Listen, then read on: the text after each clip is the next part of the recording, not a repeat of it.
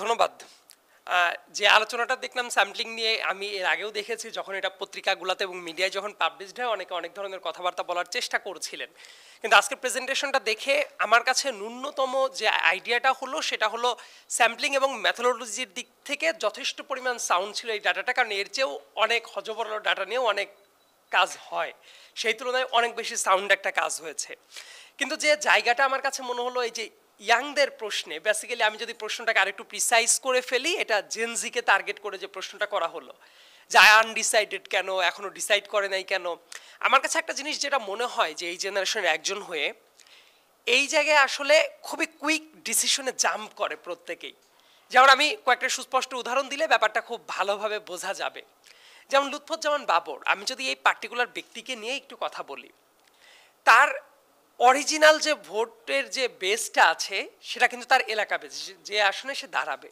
কিন্তু আলটিমেটলি হঠাৎ করে দেখা গেল জেনজি পার্টিকুলার কিছু কিছু টপিক, যেমন ইন্ডিয়া একটা ইস্যুকে টান দিয়ে নিয়ে এসে হঠাৎ করেই মনে হলো তার যে জনপ্রিয় ব্যক্তি অনলাইনে মোটামুটি 2 সপ্তাহে কেউই ছিল না বাংলাদেশে। সো এই যে হঠাৎ করে জনপ্রিয় হয়ে যাওয়া, আবার হঠাৎ করেই দেখা যায় যে জনপ্রিয়তায় ধসও নেমে যায়। পার্টিকুলার কোনো একটা ঘটনা ঘটলো, দেখা যায় এদের কাছে জনপ্রিয়তা ওঠাটাও যেমন খুবই র্যাপিডলি হয়, জনপ্রিয়তা ধস নামাটাও খুবই র্যাপিডলি হয়। এবং এই জন্য ভোট যে কাকে দিবে, এখন প্রশ্নটা হলো এই জেনারেশনের ভোট দেওয়ার ক্ষেত্রে দলের চেয়ে অনেক ক্ষেত্রে ব্যক্তিকেন্দ্রিক কিছু ব্যাপার আছে যে কাদেরকে ভোট দিবে। কিন্তু কাদেরকে ভোট দিবে এটা তো এখন পর্যন্ত ডিসাইডেড না, সেটা ফেব্রুয়ারির হিসাব নেওয়া হচ্ছে, কিন্তু পার্টিকুলারলি একটা দল বাদে অন্য কেউই এখন পর্যন্ত কে কোন আসনের ক্যান্ডিডেট হবে এখন পর্যন্ত ডিসাইড করে নাই। সো না করার কারণে কে কাকে ভোট দিবে এইটা আদতে অনেক সিনিয়র যারা সিটিজেন আছেন তাদের কাছে পারসেপশন একরকম হলেও তরুণদের কাছে পারসেপশনটা অনেক বেশি আলাদা। কারণ আমি যদি বলি যে এই আসনে তরুণদের ছাত্র প্রতিনিধি, ছাত্রদের যে দলটা আছে, ইনফ্যাক্ট ছাত্রদের দল এইটার বলা উচিত না, কারণ একটা পুরোদস্ত রাজনৈতিক দল হয়ে গেছে এনসিপি। সো এনসিপির প্রতিনিধি কে হবে, বিএনপির প্রতিনিধি কে হবে, বা অন্য কেউ প্রতিনিধি কে হবে, এটা কিন্তু এখন পর্যন্ত জানে না। একটা দলই আছে জামাতে ইসলাম, অনেক জায়গায় তাদের ক্যান্ডিডেসিটাকে তারা এখন ফাইনালাইজড করে ফেলেছে। তো আরেকটা ব্যাপার যেটা এই জায়গাতে ভোট দেওয়ার ক্ষেত্রে তরুণদের কিন্তু একটা অনীহা তৈরি হওয়ার যে জায়গাটা ছিল, ইনফ্যাক্ট 2024 সালের 7 জানুয়ারির যে ইলেকশনটা হয়, আমি তো ওইটাকে সবসময় ডামি ইলেকশনই বলি। সো অবশ্যই আমি এখনো বলছি এটা ডামি ইলেকশন। সেই জায়গায় যদি প্র্যাকটিক্যাল গ্রাউন্ডটা তুলনা করা হয়, কারণ ওই দিন আমি ঢাকায় ভোট যখন থেকে শুরু হলো 10টা থেকে শুরু করে দুপুর 1টা পর্যন্ত আমি ঢাকার অনেকগুলো সেন্টার আশেপাশে ঘুরেছি। কোনো সেন্টারে নিরাপত্তা রক্ষী বাদে মানুষজন দাঁড়িয়ে আছে 2-3 জন, এবং সবগুলা হলো আওয়ামী লীগের পাহারাদার। এর বাইরে আমি ভোটার দেখিনি। সো টেকনিক্যালি 5-7% বেশি ভোট কাস্ট হওয়ার কথা না। সেটা যখন তৎকালীন ইলেকশন কমিশনার ছিলেন, উনি বিকেলবেলা যখন ব্রিফ করেন আমার স্পষ্টতই মনে আছে, উনি কিন্তু 20-22 এই টাইপ কিছু একটা ডিজিট বলছিলেন, পাশ থেকে যখন তাকে আবার ডিকটেশন দিয়ে দেওয়া হলো যে না এটা এত পার্সেন্ট, তারপর উনি আবার একটু থতমত খেয়ে আবার বললেন যে এত পার্সেন্ট। আসলে 41% ভোট তো দূরে থাক, সেটা নিদেন পক্ষে 5-6 গুণ বাড়িয়ে বলা ছিল। সো তরুণরা অনেকদিন যাবৎ ভোটই দেয় না, এবং ভোট না দেওয়ার মানসিকতাটা তৈরি হয়েছে তাদের কয়েকটা কারণে। পলিটিক্যাল দৌরাত্ম্য যেটা, এটা তো বটেই। ইন্ডিভিজুয়াল পার্সনরাও যে ধরনের কথাবার্তা বলে সেটা আদতে তাদের কাছে কখনোই ভিজিবল মনে হয় না। এবং আরেকটা যেটা ব্যাপার আমার কাছে মনে হয় যে এই সংখ্যাটা যেটা এটা বাড়বে, এখন পর্যন্ত যেটা আনডিসাইডেড আছে, যেমন তরুণদের কাছে টেকনিক্যালি কিন্তু যদি মনে হয় প্রথম দিকে যেটা মনে করা হচ্ছিল নতুন কোনো দল, অর্থাৎ 2টা পার্টি বাংলাদেশে, বিএনপি আওয়ামী লীগের বাইরে, আওয়ামী লীগ যদিও এখন প্র্যাকটিক্যাল গ্রাউন্ডে কতটা আসতে পারবে না আসতে পারবে সেটা অন্য প্রশ্ন, কিন্তু এই 2টার বাইরে নতুন দলের একটা এক্সপেকটেশনটা ছিল। কিন্তু নতুন দলের এক্সপেকটেশন থাকা আর সেটাকে ইলেকশন যখন হবে, ধরে নেই আমরা ডিসেম্বরের আগে কোনো ইলেকশন হবে, এখন পর্যন্ত সেই টাইপ কথা আমরা শুনতে পারিনি। ন্যূনতম যে টাইমটা আছে সেটা হলো ডিসেম্বর, তারপরে মার্চ, তারপরে পরের বছরের জুন। এই টাইম ফ্রেমটা যদি চিন্তা করি, এর ভেতরে নতুন দলের দিকে যে আশার জায়গাটা ছিল, ইদার এমন একটা কাজ হতে পারে যে তাদের সেই আশাটা অনেকটা বেড়ে যেতে পারে। ইন পার্টিকুলারলি চাঁদাবাজি, অন্যান্য অভিযোগ যেগুলো আছে সেটা যদি অন্যান্য বড় দল কমাতে না পারে।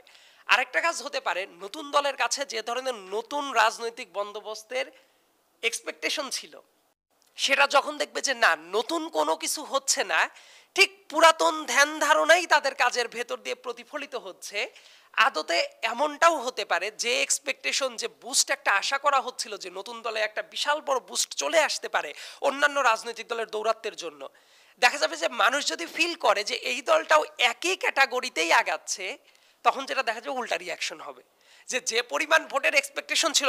আমি ডাটাটা যেটা দেখতে পারছি ফেব্রুয়ারিকে স্ট্যান্ডার্ডভাবে করা, যে নিউ যে পলিটিক্যাল পার্টি 5.1% যেটা ছিল, দেখা গেল যে এটা ড্রাস্টিক্যালি ফল করে এটা 1 to 2%-এও চলে আসতে পারে, যদি ওইটার ক্রেডিবল প্রুফ তাদের কাছে না থাকে যে তারা অন্যদের তুলনায় যথেষ্ট পরিমাণ আলাদা। তবে জেনজিকে টার্গেট করে একটা প্ল্যান করলে আমার কাছে যেটা মনে হয় যে এইটাকে তাদের মতামতটা জানার জন্য অন্য অনেকের, যেমন একটা ফ্যামিলি যদি ট্রেন্ড থাকে, যেমন বাংলাদেশের কালচারটা কি, একটা ছেলে বা একটা মেয়ে বিএনপি ফ্যামিলিতে বিলং করে বা আওয়ামী লীগ ফ্যামিলিতে বিলং করে, সে কিন্তু ওই পলিটিক্যাল কালচার প্র্যাকটিসের ভেতরেই থাকে এবং ইভেনচুয়ালি তাদের পুরা ফ্যামিলির ভোটটা তাদের ওই ফ্যামিলি ওরিয়েন্টেশনের দিকেই চলে যায়। কিন্তু এই ভোটটা যখন আমরা যাচাই বাছাই করব, তাদেরকে কিন্তু আমরা এখন সোশ্যাল মিডিয়াতে যে ধরনের মতামতটা দেখি, এইটা অনেক ক্ষেত্রে চিন্তা করলে ভুলের একটা জায়গা আছে। Let's say mister X Y Z, এই তিনজনকে তারা চিন্তা করছে, ঢাকা কেন্দ্রিক একটা প্ল্যান করছে, কিন্তু ওই ছেলেটা বা ওই মেয়েটার ফ্যামিলি ওরিয়েন্টেশন সেটা হলো রংপুর বেসড বা রাজশাহী বেসড। তাহলে তার ঢাকার যে আরবান মাইন্ড সেট আপ যেটা তৈরি হয়েছে ওভার দ্য ইয়ার্স, সেটা কিন্তু তার এলাকায় রিফ্লেক্টেড হবে না। কারণ তার যদি একটা প্ল্যান থাকে যে নতুন দলকে সে ভোটটা দিবে, সে ভোটটা দিবে কোন এলাকায়, তার এলাকায় গিয়ে দেখবে তার ওই পার্টিকুলার দলের প্রতিনিধি যথেষ্ট পরিমাণ সাউন্ড না। কারণ একটা নতুন দলের জন্য যেটা হয় যে ক্যান্ডিডেট কে হবে, এটা কিন্তু পুরো দেশে আমরা মানে চিন্তা করতে পারি যে হ্যাঁ পুরো দেশে 300 জন প্রার্থী থাকবে, কিন্তু তাদের আপিলটা কিন্তু ক্ষেত্র বিশেষে অনেক বেশি আলাদা হবে। সো এই ব্যাপারটা চিন্তা করার ক্ষেত্রে জেনজির প্ল্যানটাকে আমরা এখন সোশ্যাল মিডিয়ায় যেরকম দেখি, কিন্তু আমার যেটা অ্যাজাম্পশন সেটা হলো সোশ্যাল মিডিয়ার বাইরের যে দুনিয়াটা আছে, রিয়েল ফাইটের জায়গাটা, এইটা আসলে এই হাইপটা খুবই অস্পষ্ট থাকবে। কারণ তাদের ফ্যামিলি ওরিয়েন্টেশনের বাইরে যাওয়ার সম্ভাবনাটা অনেক ক্ষেত্রে কমে যাবে, যদি না নতুন কোনো দল বা অন্য কেউ এমন কোনো ডিসাইসিভ কোনো ফ্যাক্টর নিয়ে আসতে পারে যে তারা একেবারেই নতুনভাবে রাজনীতি করতে চাচ্ছে এবং সারা দেশে তাদের যোগ্য প্রার্থীটা দিচ্ছে এবং সুন্দর মতো এমনভাবে পিক করছে যে জায়গাতে মানুষের যে সংকট, আমার কাছে মনে হয় বাংলাদেশের সংকট বর্তমানে মোটা থাকে কয়েকটা। নাম্বার ওয়ান, ইকোনমিক ক্রাইসিস যেটা আছে, যদিও অনেক ক্ষেত্রে দেখানোর চেষ্টা করা হচ্ছে যে অনেক ভালো, কিন্তু প্র্যাকটিক্যাল ব্যাপারটা হলো মানুষ অনেকগুলো দিন যাওয়ার পরে মানুষের কিন্তু এমপ্লয়মেন্ট সেক্টরটা খুব একটা ভালো, তরুণদের বেকারত্ব, এমনকি এই যে একটা গণ অভ্যুত্থান হয়ে গেল, অনেকের অনেক ধরনের আন্ডারস্ট্যান্ডিং থাকতে পারে যে বিভিন্ন কারণে, অবশ্যই Sheikh Hasina over the years মানুষের পর যে ধরনের নিপীড়ন চালিয়েছে এটার সবচেয়ে বড় ইম্প্যাক্ট ছিল, কিন্তু মানুষ এই চাকরি কেন্দ্রিক জায়গাটাই তো ট্রিগার করেছে। সরকারি চাকরি আমি দৃঢ়ভাবে বিশ্বাস করি, আমাদের জেনারেশন আমরা সবসময় দেখেছি সরকারি চাকরিটা খুবই অ্যাট্রাকটিভ একটা জিনিস, কিন্তু আমাদের যারা আগের জেনারেশন আছে, আমার স্পষ্টতই মনে আছে যাদের বিশ্ববিদ্যালয় বা অন্যান্য জায়গায় খুবই ভালো রেজাল্ট থাকতো, তারা সরকারি চাকরির দিকে অনেক ক্ষেত্রে যেতে চাইতো না। কিন্তু সেই টেন্ডেন্সি যে কমে গেল, কারণ হলো বাইরের চাকরির মার্কেটটা খুবই সংকুচিত হয়ে গেছে এবং সরকারি চাকরিতে নানা ধরনের যে সুযোগ সুবিধা, যখন মানুষ দেখলো যে বেকারত্বের হার প্রচন্ড পরিমাণে বেড়ে যাচ্ছে, সরকারি চাকরিতেও একটা কোটা মুক্ত হলো আবার কোটার দিকে ঢুকে যাচ্ছে, এই ব্যাপারটাতে তারা কিন্তু প্রচন্ড রিয়্যাক্ট করে বসলো।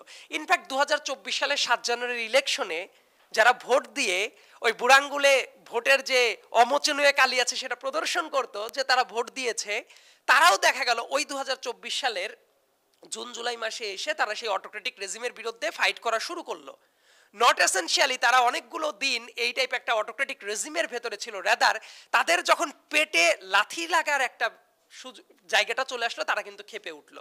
সো এমপ্লয়মেন্ট ইস্যুটা খুব বড় একটা ইস্যু এবং ল অ্যান্ড অর্ডার সিচুয়েশন যেটা, এটা আমরা মুখ দিয়ে অনেক কথা বলতে পারি, কিন্তু প্র্যাকটিক্যাল ফিলটা হলো এটার যদি ভিজিবল কোনো উন্নতি না হয়, এটা একটা বাজে রকম রিয়াক্টটা ফেলবে। এবং সামনের দিনগুলোতে আসলে এই যে আমাদের রাজনীতিতে আমার কাছে মনে হয় যেটা সবচেয়ে বড় একটা সংকটের জায়গা আছে, আমরা অনেক ক্ষেত্রে অনেক বেশি কথা বলে রাজনীতিটা করতে চাই বিভিন্ন ক্ষেত্রে যে এইটা হবে ওইটা হবে ওইটা হবে, কিন্তু প্র্যাকটিক্যাল ফিল্ডে সেটা রিফ্লেকশনটা কেমন হচ্ছে এইটা খুব গুরুত্বপূর্ণ একটা ব্যাপার ডিটারমাইন করবে। কিন্তু এখন পর্যন্ত সেটা ডিটারমাইন করার জন্য যে তরুণদেরকে যদি টার্গেট করা হয়, তাহলে তারা কিভাবে বুঝবে যে আমার অমুক জায়গায় প্রার্থীটা অমুকে, ইদার সেটা বিএনপির অথবা এনসিপির, আওয়ামী লীগের আলোচনা যদি একটু দূরেও রাখি, তাদেরও একটা সিগনিফিক্যান্ট পোর্শন ভোটার আছে এবং জামাত। সো এখন পর্যন্ত তারা আনডিসাইডেড থাকার সম্ভাবনাই বেশি এবং সামনের দিনে যদি নতুন কোনো সিস্টেমের দিকে না যায়, দেখা যাবে আনডিসাইডেড থেকে এদের ইলেকটোরাল পলিসিতে অংশগ্রহণের জায়গাটা যেটা এক্সপেক্ট করা হচ্ছিল সেটাও কিন্তু সামনে কমে যেতে পারে। যদিও সোশ্যাল মিডিয়ায় গেলে তার উল্টা রিয়াকশন দেখা যেতে পারে, কিন্তু প্র্যাকটিক্যাল ফিল্ডে আমার কাছে মনে হয় সোশ্যাল মিডিয়ার জন্যটা আর ভোটের মাঠে রিয়েল ফাইটের জন্যটা অনেক বেশি আলাদা হয়ে যাবে, যদি না সামনের দিনগুলোতে ল অ্যান্ড অর্ডার সিচুয়েশন এবং নতুন বন্দোবস্ত কিংবা পুরাতন যারা রাজনৈতিক দল আছে তাদের ভেতরে কোয়ালিটিভ কোনো চেঞ্জ না আসে। ধন্যবাদ।